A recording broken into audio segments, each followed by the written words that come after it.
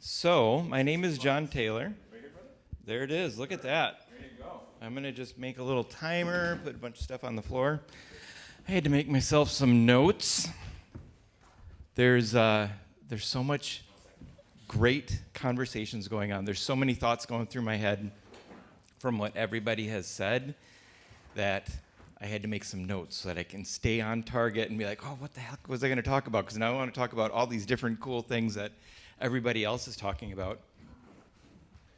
So we're going to talk about I have this program going, it's called the Zero Factor, and it's adding another zero to the value of Bitcoin. I want to make Bitcoin more valuable. So I'm going to hopefully come at it from a different approach. I talk to a lot of people at Bitcoin conferences. I do a lot of interviews, do podcasts, those kind of things. And when I talk to the experts on Bitcoin, I say, can you describe what Bitcoin is in a very simple way? I get 100 different answers from 100 different people. There's messaging all over the place. There's things about, you talked about money. Earlier we talked about different things that really make the Bitcoin. But when I talk to somebody on the plane and Grandpa's saying, hey, I'm on my way to Boca and I'm going to see my grandkids and I want to buy them some Bitcoin so that they can have generational wealth because I want to have my kids, be a part of this thing that I'm hearing so much about. It's hard for me to explain it to them in an easy way without getting into all of that stuff. So some people may not need to be orange-pilled. We can get more people into Bitcoin, and we can add that zero to it. Didn't show up as well. But that's a big number. Like, what if Bitcoin had that? What would the world look like if we had this bigger Bitcoin universe with all these people in it? Would they all be like us? Would they all be excited about Bitcoin and really want to get into the nuts and bolts of working at it? Or would they be passive investors and doing other things? So who am I? Jon Taylor. I work at Bitcoin Mining World. That's what I do during the day. I sell Bitcoin miners. Channel 256. That is my channel that I interview people and do podcasts. Just a little bit about my background. That's all you get. So the Zero Factor, what does it do? What would 10x Bitcoin look like? Bitcoin might be the same thing that it is right now. Bitcoin is a value asset that people invest into, and then there's excited people who are fanatics about it, who are evangelists, who are enthusiasts that do experimental things like heat reuse and all the other things that are exciting about Bitcoin. What's hindering mass adoption? Hopefully we can address some of those. And does Bitcoin need a facelift? Maybe get into some experimental ideas that maybe will ruffle some feathers. So when we solve this, we can find creative new solutions to accelerate the evolution of Bitcoin. There's going to be more resources and support and unimagined opportunities.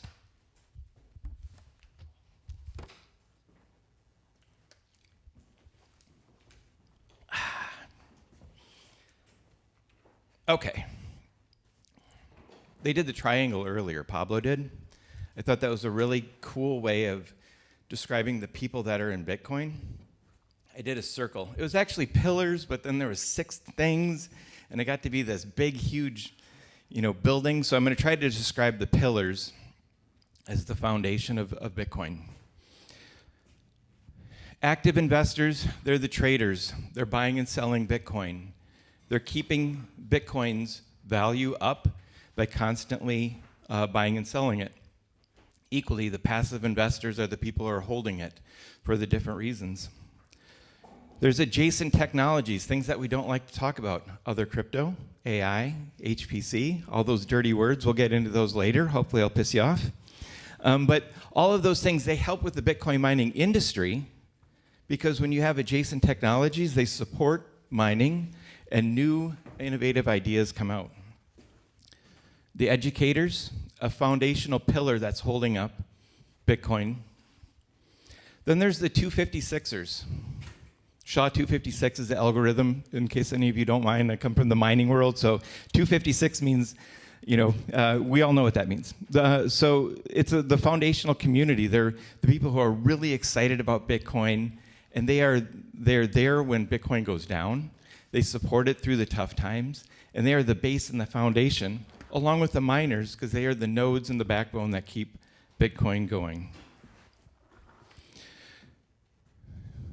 All of these things, we all know what's going to happen when we get mass adoption. We're going to have more participation, innovation multipliers. When you put two people together, you don't get 2, you get 10, because their great idea and your great idea become this thing that we don't know, an unimaginable result, right? And it becomes a true asset class, and we kind of break down those barriers. So I'm going to get into the creative mindset. Here's where we're going to jump off Bitcoin a little bit. Get into some interesting ideas, hopefully. Oops.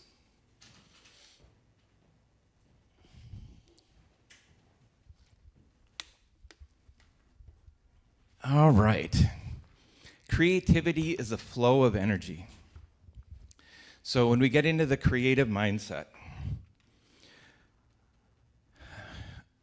people used to talk to me and they would say, Jon, you're a really creative person. You're one of the most creative people that I've ever met. I consider myself creative. And then I read a book about a month ago, and it was by Paul Rubin, famous producer.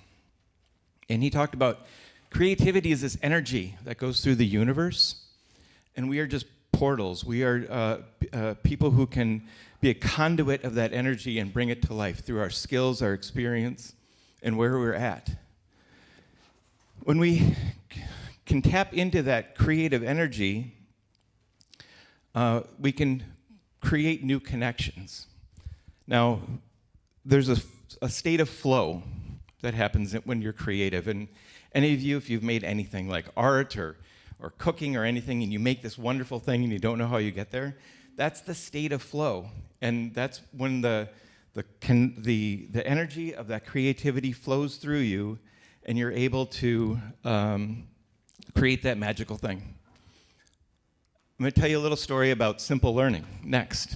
This is all going to make sense in a minute. So DRS Leonardo is a defense contractor, and I worked for them to create educational material, and they had a really complicated ways of training their new employees. And what they would do is they would have the smartest person in the room would train all these new people on how to put together these electrical panels. Except when they started, they would talk about all the complicated things of the electrical panel. The challenge is that nobody even knew they were there for the first day. They were nervous. They couldn't understand what they were talking about. So I'm going to grab a drink of water.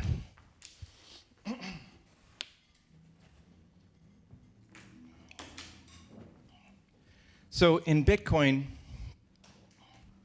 we have the same thing. People come into Bitcoin, and we're putting fiat currency. We're putting all these complicated things, and they may not want to know all that. They may just want to invest in Bitcoin. And when there's 10 times more people involved in Bitcoin, they're not all going to be like us. They're going to be people who just want to buy Bitcoin for their grandkids. They want to invest in it. Maybe they want to mine. Maybe they want to do the heat reuse. They want to be involved in it, but there's different levels. And it's not saying that anyone here should stop doing what they're doing. We should absolutely do what we're doing and do more of it, but this is a new branch, like a new evangelist arm that reaches out and speaks to people differently. And we might want to look at different ways that we could do that. So, what can we do? All right, we're going to get into it.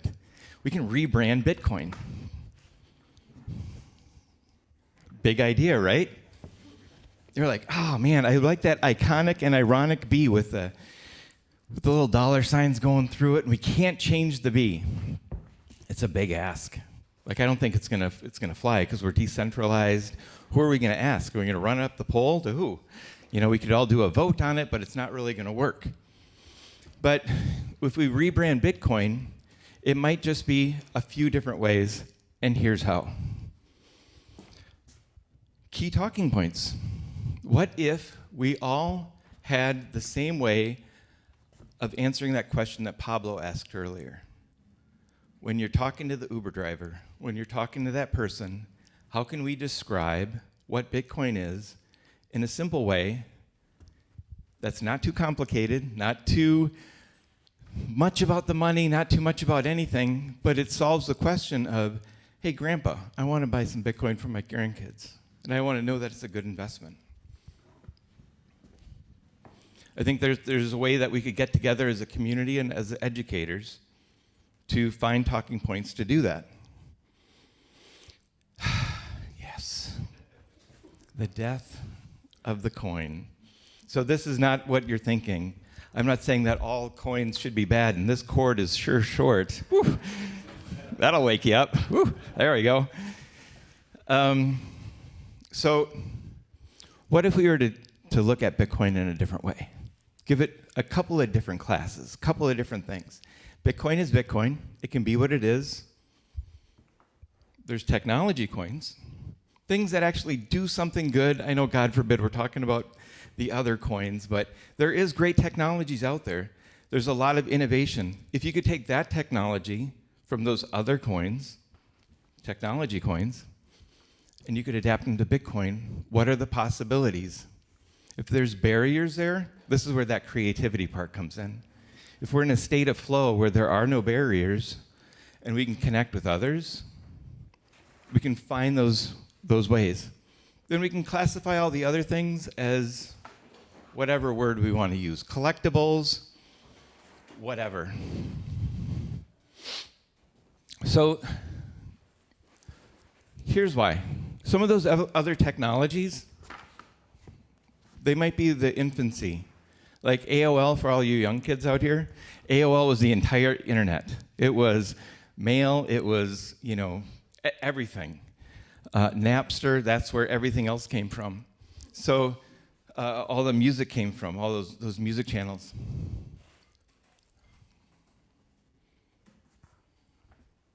Where's it going to go? NFTs. Ethereum. Someone paid $1 million for that thing. Was that a good idea? Probably not. But somebody paid $4 million for the Wu-Tang Shaolin album. Was that a good idea? I mean, that was a use of the technology that was smart. It's because NFTs are a technology that can come and go. It may be a passing fad, but Wu-Tang is forever. And what does that have to do with anything in this conversation? Nothing. I just wanted to put Wu-Tang in there. So how can we put this into action? Into action, what we're doing today, the events, the outreach, all of this is fantastic. All of these conversations that we're having and the connections, it's a wonderful way to come up with new ideas and to rebrand the Bitcoin. Creating those talking points, that's the rebranding. Simplify investments, it's really hard. How do you invest in Bitcoin? Well, you buy some Bitcoin and get the wallet and you do this thing. And how do you mine Bitcoin? Well, you got to get a node and then you got to set up this pool. What if it was iPad? Press the blue button and the red button, you're an investor. Press the green button and the yellow button, you're a miner. Boom. We could do it. For some reason, we're not. I don't know why. Translate the educational content. If it's in more languages, we can reach more people, and the pool of Bitcoiners will be wider. And that is my presentation. I appreciate the time.